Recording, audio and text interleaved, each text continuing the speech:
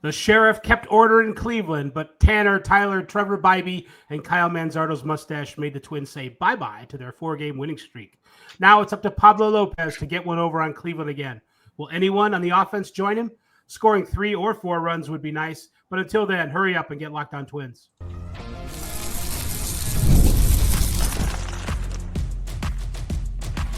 You are Locked On Twins, your daily Minnesota Twins podcast. Part of the Locked On Podcast Network, your team every day.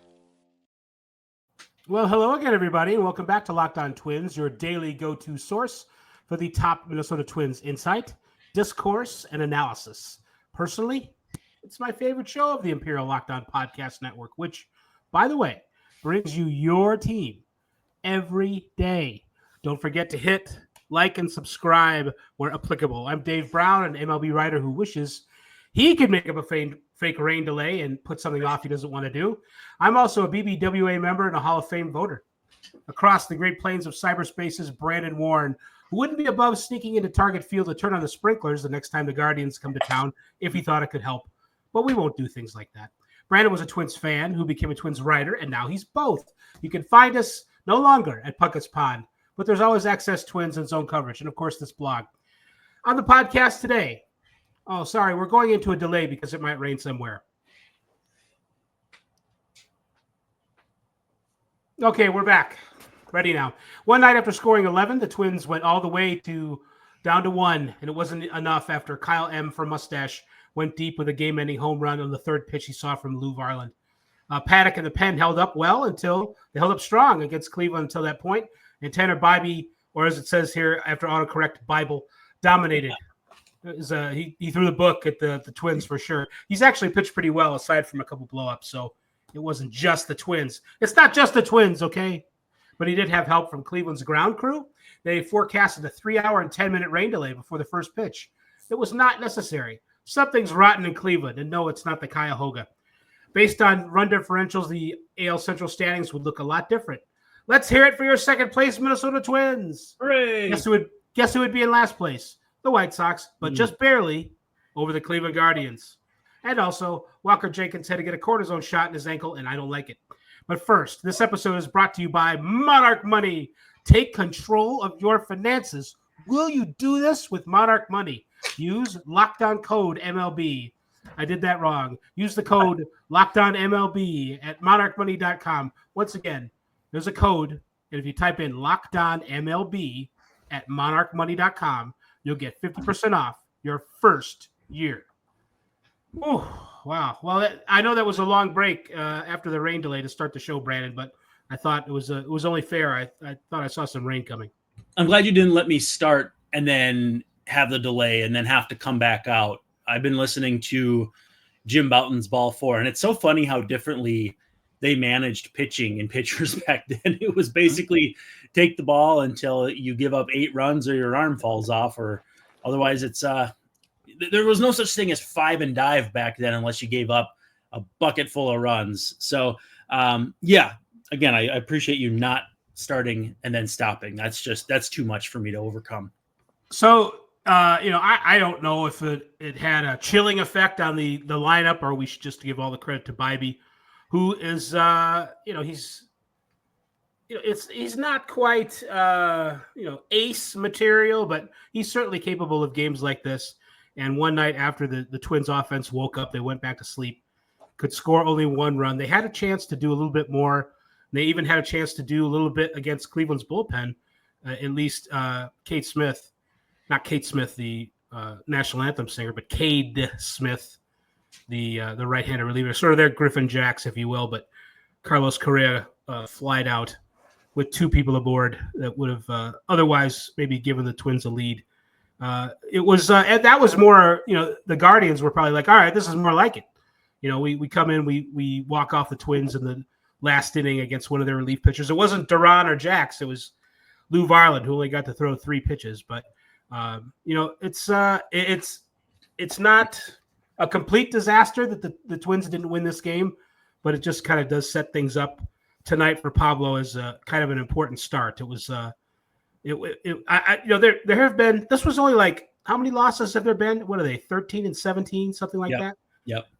This was maybe only the 12th most frustrating loss. So that's progress, right? It's probably fair. And speaking of Bybee, he's an R shy of Bieber. He's not quite on the level of a healthy Shane Bieber yet, but he was a lot closer to the guy who had like a 3.5 ERA last year and over 170 innings than he was the guy who came in with a 5 ERA and tons of walks and no strikeouts.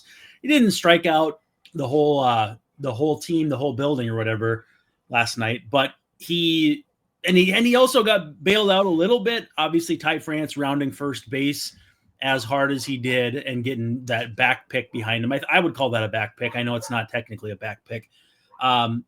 That's another one of those spots where I cannot fathom how that Twin did not get back to the base based on what I saw. That was also true with an Edouard Julien pickoff not that long ago. And it was just like, are you in quicksand? I didn't think quicksand was a real thing outside of Indiana Jones movies and Super Mario video games, but here we are. Yeah, exactly. You tell him, Rocco. Holy molasses! I mean, it was a really good play by Kwan. How did Kwan know? I don't know. He was trying to get the ball to second based on how Kwan was running to his right as a left-handed thrower. I think his idea was get it in quickly because the throw was offline a bit to is it who played short last night? I always confuse now. Area second, right? So yeah, Rocchio was the short, I think. Rocchio. He kind of moved over, picked it up on like a short hop, and then delivered a strike to Santana at first. I mean, it was a nice play that I think Kwan's bigger influence on the play was the speed with which he got to and released the ball. Right. I mean, he certainly wasn't trying. Maybe he was trying to throw to second. I don't know why. It's just the thing about the play that was remarkable to me is what you said it was. And that was that France was so slow that it took him like 5 seconds to go 10 feet back to first base. It's like his transmission didn't kick in right away to go backwards. It was a good heads up play by Kwan. Yep. Maybe like 25%. And then 75% luck that was the path, the improbable path that France took around rounding first. That you don't see that. I mean, you see guys get caught off first base trying to stretch a single and a double, but not quite like that. That was very Guardians lucky. The other team turns into the bad news Bears in the weirdest moment. Yeah, but they win. Yes. So it's not like the Twins had a lot of scoring opportunities, but there is this one stat that I saw. Nick Nelson put it up. He's put it up a couple times that the Twins have lost 29 games in a row when scoring 3 runs or fewer, and that's how he put it. 3 runs or fewer, or maybe he said less. But either way, I'm not trying to parse his English, or I think even he got it grammatically correct. And I thought, well, that's bad. You know, they're 0-14 this year, and 0-29 going back to the end of 2024. And I'm like, wow, that's not good. It means, what does that mean? Well, the offense isn't very good, and they're not great at winning 1-run games, and they need to score more runs. But I thought about it, and I was trying to not check Nick's work, but what I was doing was I was trying to figure out, well, what are other teams' records when they score 3 runs or fewer? Like, context. How bad is this in the context? Yes. How bad is this really? And I got like 12 teams in. I figured out the search on StatHead on Baseball Reference. And then I asked Brandon, who's got like a back computer at home, Brandon, what do you know about what can you do here? And he ran all the teams. None of it. No, there's no good team in baseball when you score 3 runs or fewer. I think the Mets had like a 360 winning percentage. Like that's the top. Yeah, but if you go back through all of last year, so that's just the first month of the season. So there's going to be a lot of statistical noise. If you look back at the rest of all of this season and the rest of 2024, like the Dodgers are the best, and it's a 20-something winning percentage. It's not your team is terrible, and you know why? The whole thing's a boondoggle, because when you say 3 runs or fewer, that includes all the games where you score 2 or 1 or no runs, and you're not. This isn't 1906. This isn't White Sox hitless wonders years, dead ball era. nobody's going to win when you score 2 or 1 run or no runs. The top team is the Mets, who are 24-54. That's a 308 winning percentage. Do you know what that is over a full season for a record? 50-112. It's White Soxian. Right. So, I mean, yes, in the context of what's bad, it not only looks bad, but it measures up that it's not very good in the general context. But it's possible to overstate it. It'd be a sin of omission not to mention that teams win like 22% of the time when they score 3 runs or fewer. The way you need to put it is, and I figured this out all on my own after like 48 hours of my brain scratching itself. 3 runs or more. That's the stat. If you get to at least 3 runs and maybe score more, what's your record? And that this year for the Twins, it's still not probably as good as it should be, but it's 13-5. They're 13-5 when they score 3 runs or more. That's the stat. It's not 3 runs or fewer. Of course, they're going to have a bad record when they score, 2 runs or 1 run or no runs. Yeah, they're not going to win any games when they don't score any runs. Thanks a lot, buddy.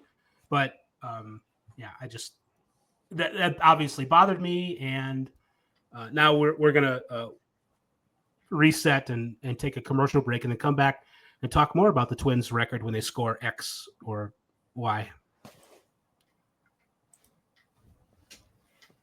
Speaking of why do you look at your bank account and wonder where all your money went? Are you not doing a good job keeping track of it? I get it. It's not easy between going out to eat, online shopping, entertainment. It's so easy to lose track. And that's where our friends at Monarch Money come in. It's your personal CFO giving you full visibility and control over your finances. And Monarch Money is not just a budgeting app. It's a complete financial command center. Everything at your fingertips in one place, tracking all your accounts, investments, and spending in one place so you can stop managing your money and start building wealth. When I started using Monarch, I realized how much I was spending on food delivery and not loving that. So now I budget smarter and save more. Instead of juggling multiple apps, you can use Monarch to check your finances, track spending, and even plan long-term goals. Take control of your finances with Monarch Money. Use code LOCKEDONMLB at monarchmoney.com, and you'll get 50% off your first year. That's monarchmoney.com, code LOCKEDONMLB for half off your first year. Locked On Twins is back, and I was just ranting about a stat I saw that the Twins are 0-14. Look on your screen under your name. Oh, yeah. 0-14 and scoring 3 runs or fewer. Right there in front of my eyes. It's like 0-29. They've lost 29 in a row when scoring 3 runs or fewer, but they've won 13 of 18 this year when scoring 3 runs or more. So, hello. But it is interesting. The Guardians, since April 8th, they've won 5 games when scoring 3 runs or fewer. So it is kind of funny in that respect. And that is definitely an outlier. Yeah. You'd say, oh, that's not sustainable. And then you're like, oh, right. It's Cleveland. It's like all bets are off.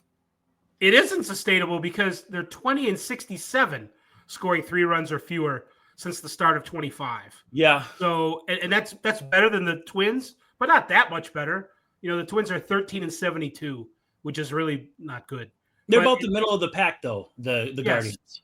Yes, and it's just not a good way to put it. But a quarter of those wins have come in the last, what'd you say, few weeks? Yeah. Well, 5. Yeah. Yes. Since April 8th. In 3 weeks. So 15 3 weeks and a day. 15 and 67 without those 5. Now, again, I'm probably arbitrarily subtracting them, but 15 and 70, what did we say, 15 and 67? That's right near 13 and 72. That's not appreciably different. So, yeah, they've had a nice little run here, but it's not sustainable. There's another thing, and we sort of went into this is what we leaned into last year. What about what's expected? What's their expected record? And I thought this was funny. The expected AL Central standings. First place, Detroit Tigers, 19-11. This is based on run differential. So how many you've scored, how many you give up. Oh, Second place. Pythagorean. Damon and Pythias. Damon and Pythagorean. Pythagorean. Johnny Damon and Detroit, 19 and 11. The Twins are in second place in the AL Central in expected ethical standings, 16 and 14. The Royals are 13 and 17. The Guardians are 12 and 17. And they've given up a couple games where they lost by like 20 runs, which skews it. But yeah, it's gonna. And the White Sox are only 11 and 18 when based on their run differential. So Cleveland is barely in first place in the ethical AL Central standings. I just, I said it last year that their style or their results or whatever are going to catch up to them, and the Twins are going to regress to their own level in a positive way. I'm sticking with it. It's going to happen again. It's going to happen soon. I just can't help but feel like there's this cosmic force separating the Twins and Guardians by percentile outcomes. Like if how the Guardians play in games and the Twins have to add up to 100 based on where they land. Mm-hmm. I feel like it's like 85-15 in favor of the Guardians having good luck, good things go their way. And the Twins are like 15th percentile. Like, I don't know if that's an actual mathematical concept, but if I were to imagine a balance there, like you're doing difficulty dials on a sports video game, I definitely see the Guardians way over here and the Twins way over here. Like if things can go wrong for the Twins, they do. If things can go right for the Guardians, they do. And I hate it, but it's just it. You can see it. You can see and sense the frustration even from a distance, right? From a distance. Well, yeah, and I'm not that distant because I'm watching the games, most of them on TV, and I'm interacting with you and other people of Twins world. Sorry about that. So it's just it's easier for it's easy to see the what it feels like from the inside, from the outside when you're this close to the outside. How has your perception changed through the course of this show and your interactions? Like, if let's not say you knew completely zero about how Twins fans felt about how things have gone the last few years, how would you have started out, like say when you joined this show to now? How has that changed? Well, that's a good question. I think my perceptions are influenced and in some ways too much so by what other people are saying, but it does give me the things that I read on Twitter and the conversations that I have with you and watching the Guardians or the Twins games, not just against the Guardians, but overall, it does sort of give me more things to think about than maybe I wouldn't have before when it comes to how much luck the Twins aren't having. But I also would, take a look at some other things like the results that the Twins lineup gets or doesn't get. And I might even be more critical about their own players and not, being able to come through more often than they do. And, waiting for luck to turn around.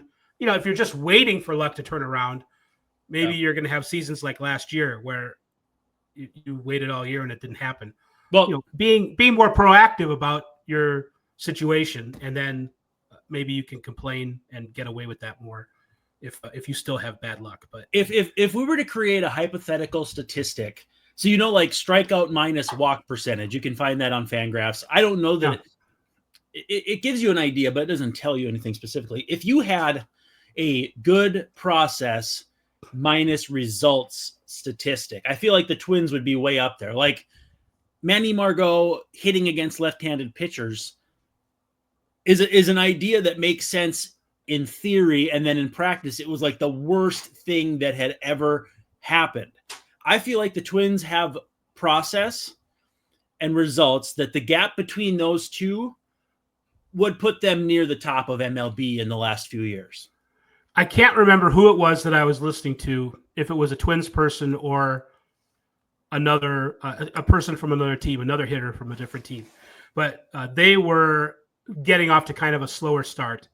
And they said, I think, what? It might have been, I don't know if it was the broadcast where Corey and Denard talking about this, where it was Glenn Perkins who said, like, I kind of wish that I had played and I could be getting two things mixed up here, but Perkins was like, I wish I played today, but I had so much more data to help me understand how and why the results I was getting were the results I was getting. And, today's players can look at how hard they hit the ball and what kind of defense is being played. And they can look at the whole game statistically a little bit more easily. And they can not put so much pressure on themselves for coming into a game hitting 150 when, they're swinging the bat like maybe they should be hitting 250 instead. So I think that is, again, you asked me to put this in the context of the Twins, but it's a context of the entire major leagues at this point. It's easier for, it's much harder to come down, to slam down on somebody who's in a slump, who's not getting results because of a few games, because we know a lot more than we did even 10 years ago about how people are really hitting the ball or swinging the bat or throwing it or whatever. So I think it is just the nature of the game. And, we talk about, there are a whole bunch of managers that wouldn't manage like Rocco does, but we know that's not true. They're not all like him, but I would say at least 2/3 of them, if you had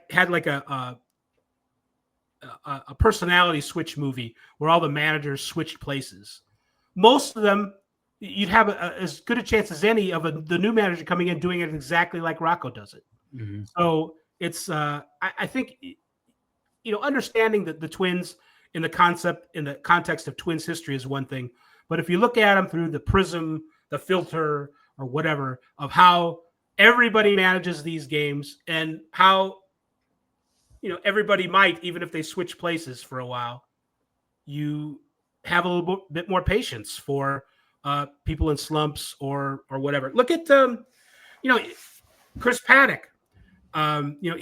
He's had a couple of bad games, and even coming into yesterday, his ERA was still over 6, I think.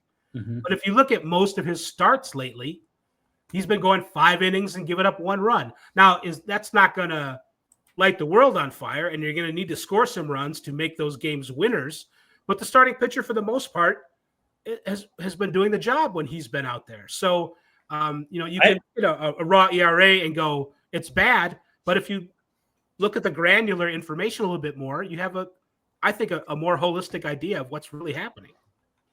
Yeah, it was Paddack's last 4 starts, so 20 innings, so all 5 innings, 2.25 ERA, 1.10 WHIP, and a slash against of 194, 268, 319. That'll do the trick, or it should. It's hard to know when to cut bait on somebody, though. I recently, the Astros were in town, and I haven't written about this yet, but I had a talk with Steven Okert, kind of like I had a talk with Kyle Farmer a couple weeks ago.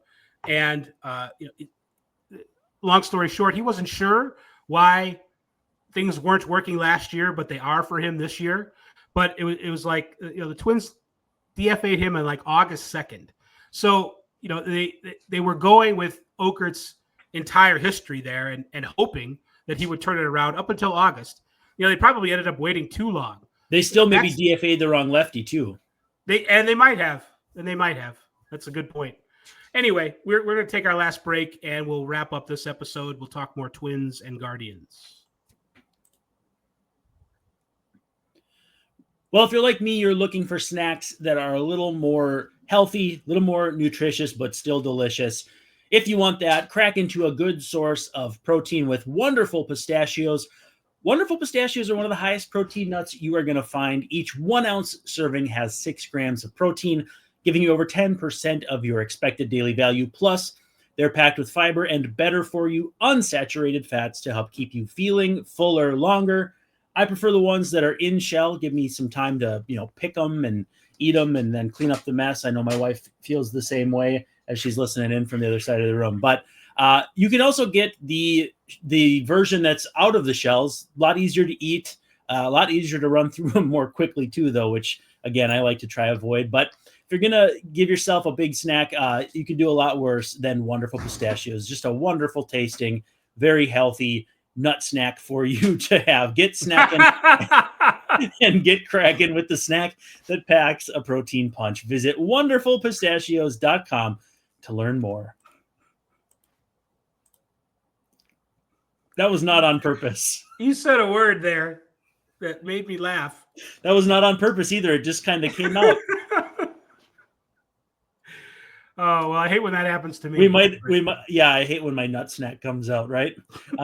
We may have to petition them to see if they want that to be their tagline, because that's pretty good. Oh, I don't know. It is funny, but I don't know if they're going to accept that. That's a little too on the nose or somewhere else. Yeah. All right. The Locked On Twins is back for our final segment. Pablo Lopez goes today. I did get a look at the starting lineup, which people are making fun of. Mickey Gasper leads off as the designated hitter. Yeah, oh boy. Buxton in center, Correa at short, Larnach in right, France at first, Jeffers the catcher. Cody Clemens gets a start. Maybe Roger will be tuning in at second base. Third base is Brooks Lee. Left field's Deshaun Kersey Jr., and then Pablo Lopez on the mound. So I don't know if that means I hadn't seen that if Bader is banged up or this is just a chance to get Kersey some at-bats, because he is in his sparse playing time. Kersey has not hit much so far, if at all. I think he might have one hit.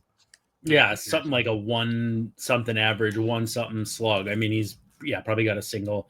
He can turn. No Bride. Yeah, he can. No Bride, no Julian, no Bader. So instead, Gasper, and Vasquez and Lee. It seems light. So, somebody commented, I think it was our friend Nick Nelson, that, that's a great lineup to be coming off after scoring 1 run. So, what's on the bench that's that much better? That's what I was trying to figure out. I mean, Bader has been pretty good. Bride has been hitting well, but it's not like, a week ago would anybody say, "Oh, it's Jonah Bride. Where is he? Why isn't he in the lineup?" Nobody was saying that. Maybe if you were a Miami Marlin who didn't pay much attention, then yeah. Yeah, where'd he go? Jonah Bride was here, and then he's gone. I don't get it. But oh man. So this is with SWR going tomorrow, and SWR's been solid too. Yeah. I think with Pablo going against Luis LL Ortiz, he's got 2 L's in his names. So if he hits Luis a twin, and they lead MLB in times getting hit by pitch, would he be LL Bean? No. Okay, it's funny, but this is a good teaching moment, Brandon. Bean is when it hits you in the head. In the head, the bean is the brain, is not the ball. Yep. The ball is not the bean. The bean is the brain. The bean is the ball is the pill. The bean is the brain. The ball is the pill. Yes, that's right. Okay. Is the ball a pill in other sports too? Jim McMahon referred to the football as the pill in the Super Bowl Shuffle. And was that just for rhyming purposes? I think that was a little bit contrived. By the way, happy trails to Steve Mongo McMichael, who passed away after a long battle. He was on that team.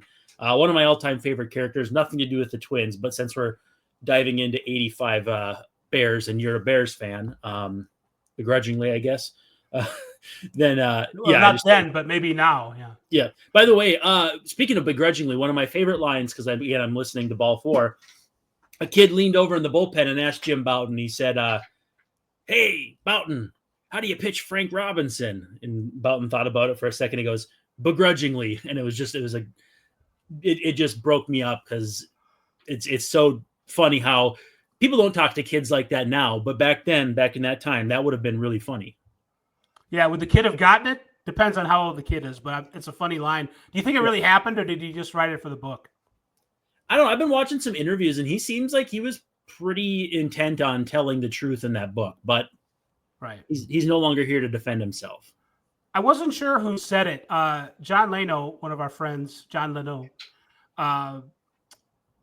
is it the Twins doctor who said that the Lucas Seehafer. Lucas Seehafer is Twin. He used to write for Twins Daily. I don't know if he still does, but he is in med school or went to med school for, I don't know if it's orthopedics or if he's some sort of therapist, but he knows kinesiology quite well and physiology or whatever it might be. So yeah, he's kind of everyone's go-to for like, hey, what do you think? Right. So is he the guy that did scoring for games? No. Or no? Who am I thinking of? You know what I'm talking about? At Target Field? Yeah, maybe. There's was a PA announcer or no, Stu Thornley and then I knew Kyle don't remember his last name, but he was a gynecologist, which is That interesting definitely doesn't combination. have anything to do with what I was thinking of, but Nope. well, anyway, so Seahaven, what's his name? Seahaven? Seahafer. Lucas Seahafer. Seahafer. He's like, yeah, it's a standard operating procedure to go. And I would say to that, yeah, I mean, maybe cortisone is a standard operating procedure, but it seems to me that, once you had MRIs and X-rays and all that, and so much time has passed, that maybe it already would have been standing operating procedure to put cortisone in Walker Jenkins' ankle. Yeah. If it was really just standing operating procedure, it seems to me more like, well, we don't want to operate on it because that probably would end his season, but we still don't know what it is. That's what I get out of it. That maybe they can fix it, the pain, but it just his ankle situation bothers me. It's not that it's going to be able to like derail his career, but this seems like the kind of thing that, well, he won't be as fast as he was before. You can't play him in center field anymore. He's going to be prone to these ankle issues going forward. That's the kind of thing that worries me. Is it a Brooks Lee back situation? Like, no, I mean, hopefully maybe not. And then the alternative is the Alex Kirilloff back situation. Now, we're getting ahead of ourselves even saying Brooks Lee, let alone Alex Kirilloff. But, you did voice concern, like a 19-year-old needing cortisone. This isn't that was Greg who said that. But even still, like, this isn't an overweight 30-something David Wells getting cortisone to save his back so he can go out there and throw 8 innings every 4 days or 5 days. This is different, vastly different. This is my concern, dude.